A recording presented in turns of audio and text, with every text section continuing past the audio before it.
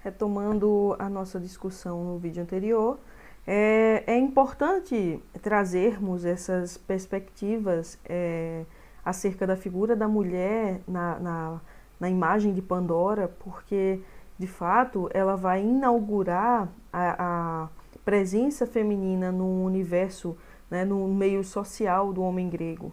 Claro que Homero já traz a presença feminina, outros autores também fazem isso.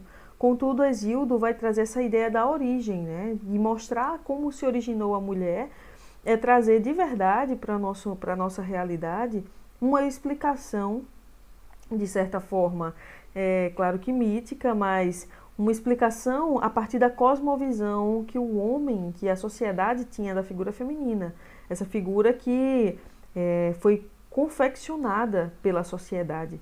Não se trata de uma figura que existe em sua natureza, que existe em sua essência como homem, mas é uma figura que foi realmente criada, confeccionada para trazer uma interação, para promover uma organização social, né?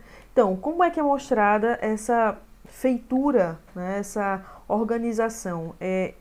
Vou abrir aqui a obra.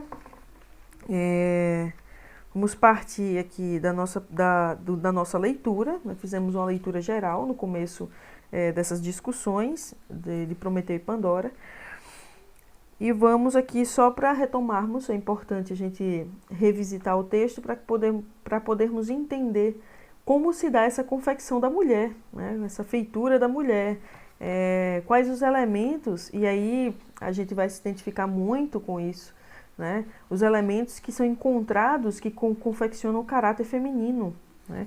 Primeiramente, é importante a gente dizer que depois que Prometeu roubou o fogo, né, fogo sagrado, Zeus resolveu devolver em resposta a essa artimanha de Prometeu, dando um presente, né, um mal belo, né, o kalos kakos, o mal belo para os homens, né?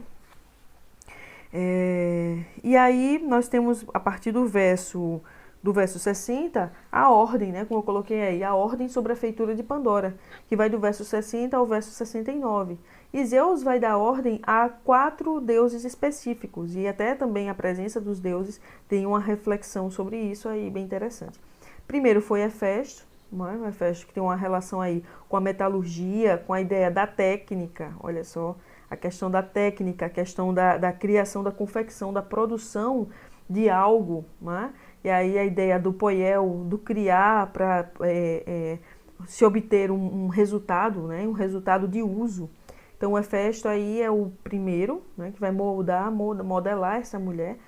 Nós temos aí a Atena, que é responsável exatamente pelo conhecimento das artes. Temos a Afrodite, que é, né, a deusa representativa aí do desejo, da sedução, que é um atributo muito associado à figura da mulher. E temos Hermes, que está associado aí à ideia do discurso. Como é que se articula o discurso feminino, né? Então Hermes é o deus essencial aí, porque ele é o deus do discurso articulado no sentido sinuoso, né? O discurso sinuoso. Ele é o deus dos ladrões, né? O deus mensageiro, e ele tem um quê de obscuridade, uma relação com o noturno, com o obscuro, coisa que está bem relacionado sempre à figura da mulher. Então, primeiramente, vamos em Hefesto, né? Em Hefesto, que vai do verso 60 ao 69. Nós temos aí 3 elementos que Zeus ordena. Veja, esse primeiro momento é a questão da ordem, tá? Zeus está ordenando os deuses a confeccionarem esse ser. Então, a Hefesto é dada a incumbência, né? A obrigação de construir 3 aspectos na mulher. Primeiro, a mistura da terra e da água, o que é bem interessante e já nos direciona, já nos coloca aí no universo agrícola, porque a terra gera frutos, né? A terra ela passa a existir, ela passa a germinar através da água, né? A ideia de regar a terra. Então, a relação da terra com a água, além de criar a ideia do barro, não é, que constrói o vaso, e a mulher que é modelada com a ideia de um vaso, o que também já nos remete para a metáfora lá do vaso, né, do jarro que ela carrega, pois vamos falar um pouco sobre isso. Mas aí a ideia da mulher ser modelada como uma espécie de vaso. E a terra, elemento de fecundidade, um elemento feminino, um arquétipo feminino, está aí já representando esse arquétipo, essa mulher real que está surgindo aí, né? Então, a ideia da fecundidade da terra representa fecundidade feminina. Então, o homem que semeia a terra, ele deve também semear a mulher para que ela venha gerar e dar frutos, né? Então, aí a relação da terra e da água é uma relação bem interessante entre o útero feminino e o sêmen, né? E o material do esperma que brota, que faz gerar, né? E aí a gente tem a Gaia e o termo o termo que está relacionado à palavra terra aí é um termo relacionado à deusa primordial, a Gaia, e o Hidor, que é a água, né? Então, essa mistura aí tem muita relação com essa figura primordial da feminilidade, né? Essa fecundidade. Segundo é a voz humana, Haudé, e aí é interessante porque essa voz humana não é uma voz qualquer, tá? Essa voz humana é uma linguagem humana em potência. É o que a gente vai encontrar nos antropoi, inclusive, nos seres humanos. Então, é um tipo de comunicação. É um tipo de comunicação. Até então, não se tem como se dá essa comunicação, né? Até então, é a voz humana no sentido de potência de discurso, na verdade, potência de linguagem. É essa a ideia. E o stenos, que é o vigor físico, né? Na verdade, aqui está muito como, está mais no sentido do ar vital, da força vital, né? A força que faz mover, que dá movimento, dinâmica. É mais nesse sentido aqui. Então, esses três elementos, né, que a gente entende como elementos que constroem um aspecto, um eidolon, né? Lembrei só da palavra em grego, é um simulacro, né? Um modelo, um espectro. Pronto, a palavra seria essa. Está muito relacionada à arte de Hefestos, que é essa arte aí de metalurgia, da metalurgia. A segunda deusa a atribuir qualidades a Pandora é a deusa Atena, que atribui a habilidade e o conhecimento técnico. É o Didaskesai Erga. Né? E que conhecimento técnico é esse? O conhecimento do tecer, da tecelagem.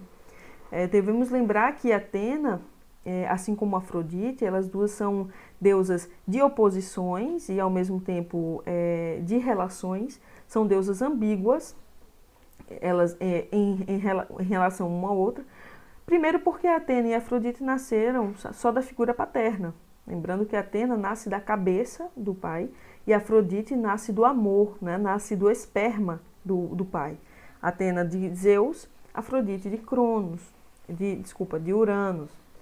E aí é interessante a gente pensar que essa ideia de Atena carregar a Metis, e essa Metis ter esse princípio técnico, comporta muito a imagem, né, dessa relação da figura paterna. Afrodite também, a ideia dela carregar a sedução, o desejo, né, o ímpeto sexual, está muito relacionado à forma que ela nasceu. E é até interessante que Afrodite, já pulando agora para a deusa Afrodite, no trecho em que ela aparece lá na Teogonia do nascimento de Afrodite, nós vamos ter dois elementos que marcam aqui a ideia dos males. Dos males é uma relação com o noturno. É tanto que na própria Teogonia, na própria nas designações dos deuses, né, nas genealogias, a genealogia da noite vem logo depois da descrição do nascimento de Afrodite, que é a relação de Afrodite com a velhice e ao Filotes, que é exatamente esse ímpeto sexual, que são elementos que estão lá na descendência da noite. Então a gente vê esse quê de obscuridade também na figura de Afrodite. A velhice está associado, fazer essa observação porque eu não expliquei, né? Então, a velhice está associada à espuma do mar, porque essa espuma era representação, simbologia do cabelo do velho Nereu, né, do velho Nereu, o velho do mar. Então, como as cãs, né, essa região do cabelo, quando ela está esbranquiçada, é muito relacionada ao envelhecimento. Então, o Gueras está presente aí em Afrodite, assim como Filotes, que é esse ímpeto sexual. Mas por que o Gueras está associado a Afrodite? Né? Entender a velhice como um direcionamento para a morte. E como Afrodite é aquela que promove a fecundidade, promove essa força criadora, ela também promove a morte, né? Essa relação de Eros e Thanatos. O amor sexual, o ímpeto de procriação, o ímpeto de união dos opostos e a morte, né? Para gerar essa ciclicidade. Então, voltando para a figura de Pandora, Afrodite dá, né, a Charis, que é a graça, a sedução, Potos, Argaleon, essa sedução que desestabiliza a figura do homem, e o Guioboros e Meledon, que é o desejo desenfreado, né? Que, na verdade, o Guioboros é a ideia de sofrimento, que aqui o autor, deixa eu colocar aqui, traduz como preocupações devoradoras de membros, ou seja, são as inquietudes do desejo, né? Então, tudo isso aí está associado à figura feminina.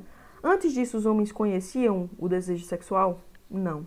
O desejo sexual vem exatamente com essa diferenciação de corpos, essa diferenciação do eu e do outro, que agora tem entre o homem, o ser masculino, e o ser feminino, né? Então, o desejo sexual é um elemento que vem intrinsecamente ligado à figura feminina. E, por fim, o deus Hermes, né, que ele dá aqui, é interessante porque ele usa o termo Kynes nous, né, mente de cão, para dizer que a mulher tem essa mente desvairada, essa mente enlouquecida, né, essa mente que não reflete, a ideia da irreflexão. E o caráter fingido, né, o ethos epiklopon, né, esse caráter sinuoso, enganoso, que a mulher tem, a ideia de saber ludibriar bem o homem. Então vejam as características que delineiam a figura feminina, né? Interessante, porque aí a gente vai ver por que razão a mulher é pintada da forma que é dentro da sociedade, né? Claro, sem querer trazer anacronismos, mas já gerando aqui uma reflexão sobre isso.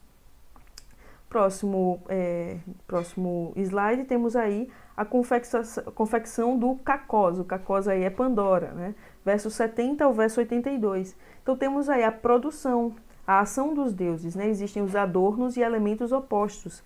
Ele vai colocar a mulher aqui na posição de virgem, né? O Parthenon, que está no verso 71, mas também com a posição de falsária, né? Quando no verso 78, Hesíodo diz que Hermes, que é o mensageiro argifonte, dá à mulher a palavra falsa, a fala falsa, o engano e o caráter dissimulado. Então, se vocês forem ler do verso 70 ao verso 82, vocês vão ver exatamente o processo dessa confecção. E aí, no final desse trecho, nós temos a ideia da voz, que é o arafonem, né? Voz acrescenta, verso 79, voz acrescenta o arauto dos deuses e nomeia a mulher. Então temos aí a voz, essa voz aqui não é mais o alder que a gente viu antes, é o fonem, que é essa voz com o tom articulado do discurso. Veja, ela vem logo depois da ideia da fala falsa, do engano e do caráter dissimulado. Então, esses aspectos estão ligados a essa voz melíflua, né? A mulher é estabelecida, né? O discurso da mulher é marcado, sobretudo, pela voz doce, né? Por essa voz suave que está associada a essa capacidade de engano, de falsidade, né? De dissimulação. Continuar no outro vídeo aqui para a gente terminar essa discussão.